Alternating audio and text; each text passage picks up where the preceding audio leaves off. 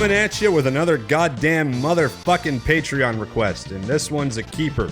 Dark Angel, aka I Come in Peace from 1990, is something that's both a typical entry of this era of action sci-fi films, but is also at the same time completely different. I mean, the first response you're gonna get if you tell somebody that your movie is Dolph Lundgren fighting aliens, you're gonna get, so an 80s movie? Well, here are a couple of the hooks. The alien is played by Matthias Hughes, who basically looks like an evil, even more hulked out version of Fabio that does martial arts.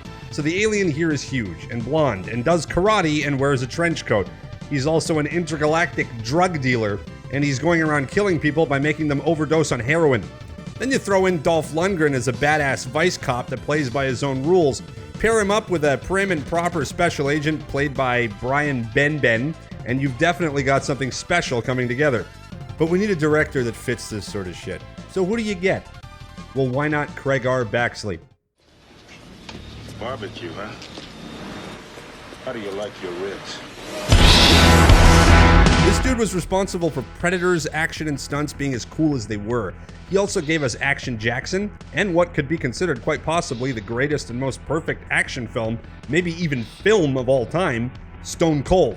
You know, at a moment like this, I think of my father's last words, which were, "Don't, son, that gun is loaded." So we have a director that's worked closely with the likes of Arnie, The Boz, Carl Weathers, Lance Henriksen. So what else do we need? Well, music. So who do you get to score a film that's about a badass vice cop fighting a 7-foot blonde alien? Well, honestly, that's pretty easy. You get the fucking Miami Vice guy.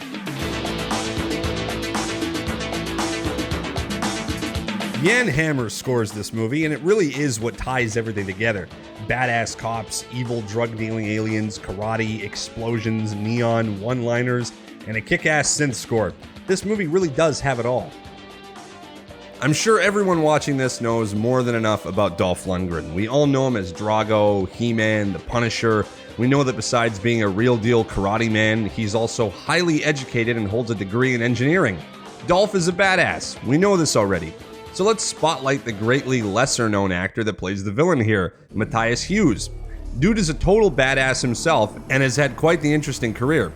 By the age of 19, he was already winning championships for Germany in track and field, and due to his ridiculous speed for such a large frame, he decided to take up martial arts as well. For some weird-ass reason, he thought hotel management was his future, but fuck all that shit.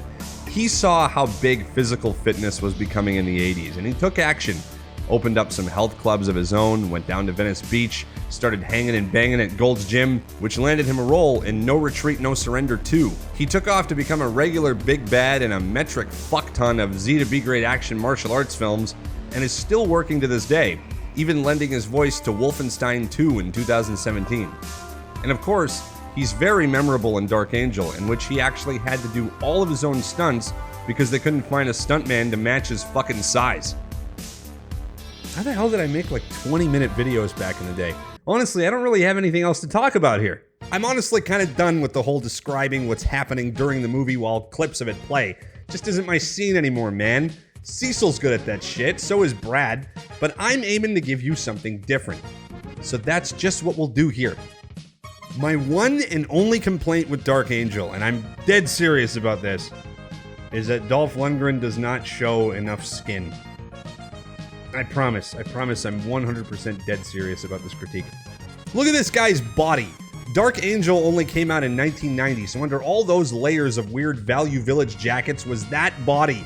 What a fucking disappointment. No shower scene, no shirtless fight, not even a nice snug t-shirt to show off those guns. Just layers. Lots of layers. What is with the fucking layers? Nobody else in the film is dressed like it's winter, so why the hell is Dolph dressed like he's freezing his dick off? This outfit is pretty cool though. I don't even know what look he's going for. Looks like he's on his way to a Motorhead concert. Also, his character likes drinking wine, which I thought was kind of annoying. I guess they wanted to go for this whole swerve thing where you think he's this fringe class badass at first, but he's actually secretly classy and badassy. Felt really shoehorned in though. Other than that, this movie is perfection.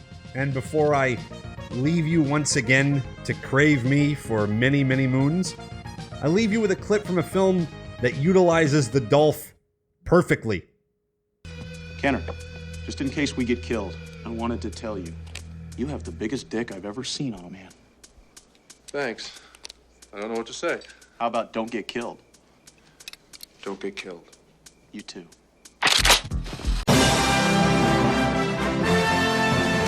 Monetary support, Patreon, and merch. Links in the description. More quality entertainment? Catch me on Radiodrome with Josh Hadley and Cecil from Good Bad Flicks on 1201beyond.com. And be sure to check out some of the other shows. Support badass synthwave artists like Perturbator on bloodmusic.com. You have everything to lose. I have everything to gain.